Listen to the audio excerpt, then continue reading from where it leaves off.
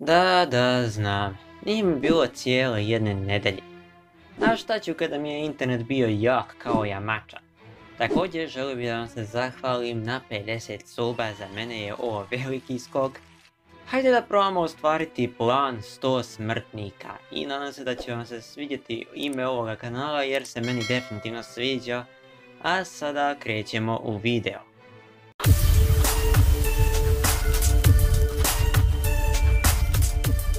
Prepare yourself, Dan Saiyan.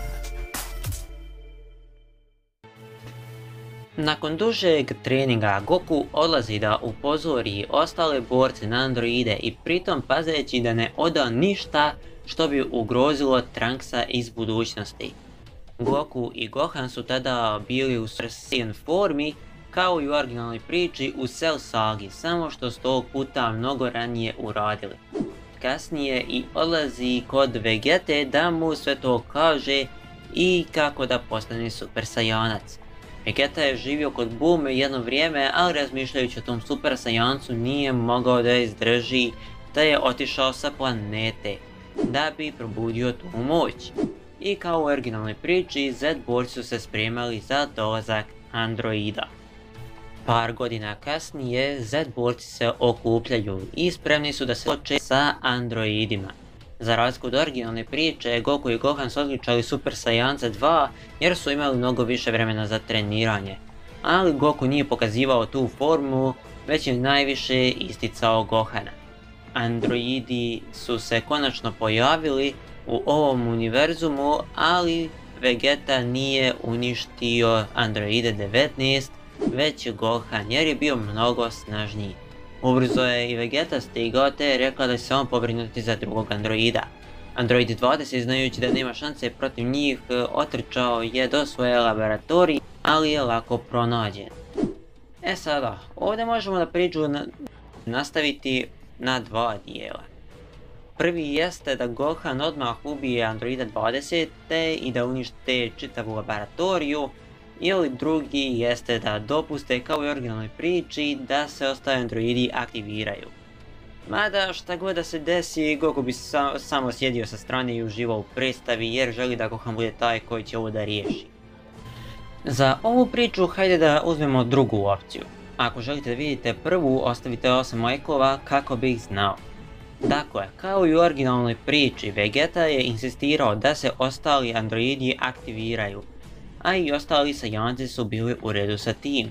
Par trenutaka kasnije, Trunks iz budućnosti dolazi i govori da to ne rade i da njihova snaga nije ništa što su do sada vidjeli.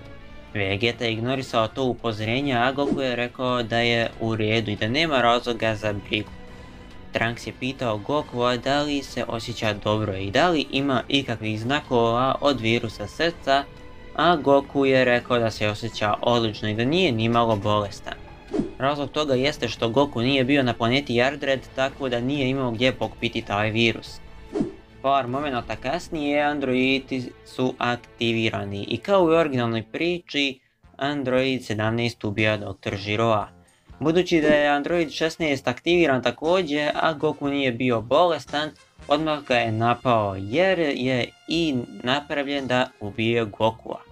Goku se borio sa njim i uvidio da je dosta snažan. Da je upitao da li želi da se bori protiv njegovog sina Gohana jer je on mnogo snažniji.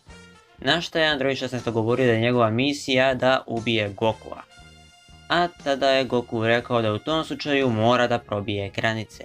I tada se transformisao u Super Saiyanca 2 i nadjačao Androida 16.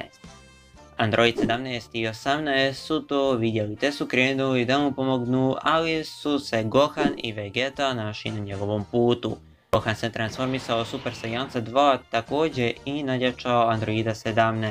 Što se tiče Vegete, tu je bio mali problem. Vegeta je bio usredsređen na formu Super Saiyanca, te je bio veoma bijesan jer su ga prevazišli Kakarot i njegov sin. Te je također nadovezao da mu nije potrebna neka glupa nova forma da bi bio najbolji. Zatim je napao Androida 18 i sve snage, ali je izgubio. Gohan je vidio da Vegeta ne može još dugo da izdrži te je istog momenta ubio oba dva androida i rekao Vegeti da nije imao šanse protiv tog androida od samog početka. Vegeta je bio veoma bijesan i govori da nije tražio njegovu pomoć i da bi radije umro nego tražio pomoć od njega. Za to vrijeme Goku tokom borbe je rekao 16-ci da je sjajan i da bi mogao da budu zapravo prijatelji, ali 16-ca je rekao da mora da ispuni njegovu misiju. Na što je Goku odgovorio da bi njegova prijateljica mogla to da promijeni i da više ne mora to da radi, ali 16-ca nije slušao i tako da je Goku ugasio 16-icu i rekao da će unijeti kod Bulme da vidi da nešto da može uraditi vezi njim. Vegeta je otišao da trenira ponovo, a Trunks se vratio nazad u budućnost, a svi ostali su se vratili svojim domovima. Ovdje ćemo završiti ovu epizodu. Što se tiče Cella, čim se pojavio bio ubijen strane Piccola, s tim što ovaj put nije se spojio sa Kamim jer nije bilo potrebe. Ako vam se svidao video, like, sub i komentar bi bilo od velike pomoći i bio bih vam veoma zahvalan. Pozdrav!